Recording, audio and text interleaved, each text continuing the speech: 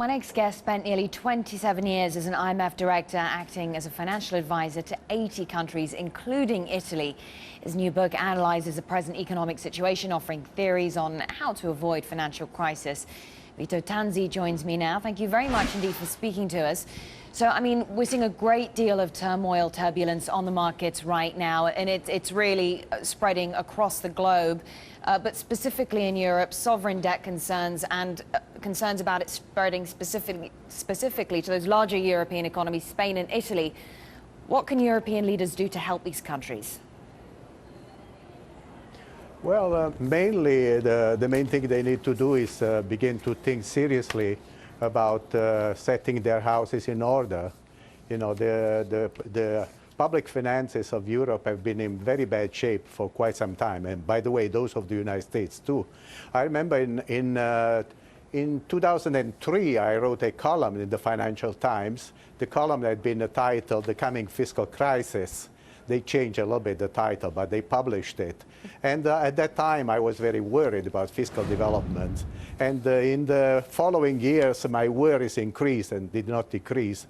So I was not totally surprised about what has been happening. I mean, if we just look at the latest GDP figures from Italy, for example, I mean, they were pretty dismal, I suppose, highlighting the fact that growth is too weak right now to allow the country to repay increasing debt. Well, in Italy, for example, growth has been weak for 20 years, and that has been one of the problems, you know. And the growth rate has been very, very low. And it has been positive, but very low for most of these years. And at the same time, the level of spending is very, very high. It's one of the highest, really, in Europe. And the level of taxation is also very, very high. In fact, it's about the highest after the Nordic countries, Sweden and so forth. And so on the tax side, it's very difficult to do much except correcting imbalances and inequities and so forth, removing the wrong incentives. But on the expenditure side, there is lots, in my judgment, that can be done. I could mention many changes that. I mean, tell me then, I mean, do you have any confidence that the leaders of that country, Silvio Berlusconi and his government, will implement these measures, will take the costs out of the economy that investors want to see right now? Well, they are very smart people. They are no dummies, you know. And the problem is that up to now, they have not done what they should have been doing. You know, they have been very slow in making genuine reforms. Very often announcements have been made in place of reforms. The latest package is substantial, is a little bit backloaded, and so they should really rush through it. But if they do some of the changes they are planning, at least they will correct the short-run imbalances. The long-run imbalances still will be there. Now, they still have to deal seriously with the role of the state in the economy. That role is still much too high. There are still too many things. To give you just an example, in Brazil or in the United States, there are around 4,000 municipalities. In Italy, there are more than 8,000 municipalities. Each one of these requires spending, you know? In Italy, there are far more people in parliament than there are in the United States or in the UK.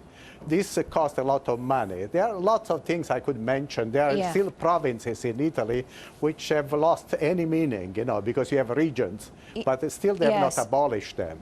As you say, Mr. Tanzi, great challenges ahead for Italy, but let me ask you about the US, since you are indeed in Washington, D.C. over there.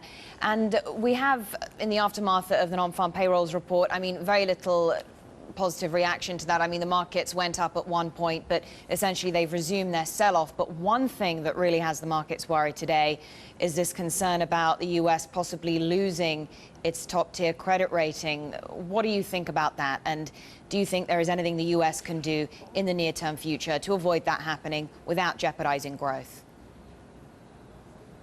The credit rating is clearly a concern, but at the same time, I want to point out that all the people who operate in the market, probably they have as much information as Standard & Poor's. So changing the rating doesn't really change anything substantively. The problem in the US is not so much the credit rating as the level of the fiscal deficit and what to do about it. You know, the fiscal deficit is still enormous. The debt has been going up quite dramatically. And to adjust the fiscal deficit, you need a very large adjustment, which in my judgment will not be possible to do all on the expenditure side. They have to look at the tax side too. And so, you know, the problems are not the rating. The problem is not the rating, but the situation per se. All right, Mr. Vito Tanzi, former IMF director, really good to talk to you to get your analysis. I appreciate you taking the time. Thanks very much.